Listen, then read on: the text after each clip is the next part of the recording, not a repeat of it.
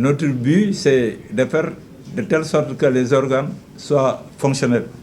Donc nous avons fait, ce n'est pas un sacrifice, c'est un devoir. Notre fonction, c'est de veiller au bon déroulement des élections. Et notre mission spécifique dans ce cadre-là, c'est d'assurer l'élection des organes des bureaux préfectoraux, des districts, de la Ligue, mais aussi du COMEX, du comité exécutif.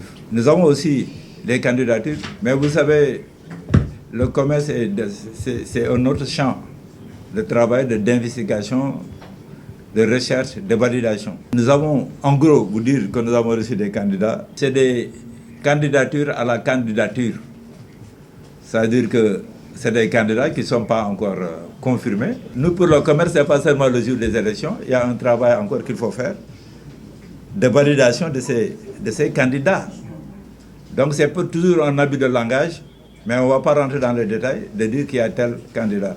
Les candidatures, c'est après la confirmation, la validation de ces candidatures. Nous savons les frontières, nous savons ce qui est à la marche, et nous savons notre champ, c'est les élections. Ça, on vous donne l'assurance que personne ne peut nous influencer. Et jusqu'à présent, personne ne peut le faire. Mais les rumeurs, nous aussi, on sait qu'on est des humains. On est dans la cité. Les humeurs, nous les acceptons. Mais c'est la conscience, ce que j'ai dit tout à l'heure, qui nous détermine. Les gens peuvent parler, mais c'est normal, il faut même l'accepter. C'est la vie. Les gens peuvent avoir même des doutes. Ça, c'est normal, il faut l'accepter. Les gens, ils ont le droit de douter, ils ont le droit de critiquer, ils ont même le droit de s'opposer. Mais à ton niveau, il te revient tout simplement de faire la part des choses. Moi, j'accepte tout. Nous devions faire les élections dans un cadre bien précis. Il y avait peut-être cette pression du temps, mais tout ce que nous devions faire, nous, en tant que membres de la commission, nous devions être soumis à deux exigences.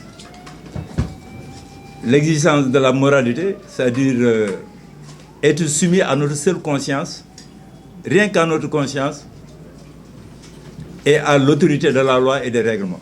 Donc ce que nous devions faire, nous devons le faire aussi, pas d'une façon ex nihilo, mais dans le cadre d'un règlement, des statuts et du code électoral. Et vous comprendrez un peu peut-être les contraintes que nous allons exposer après.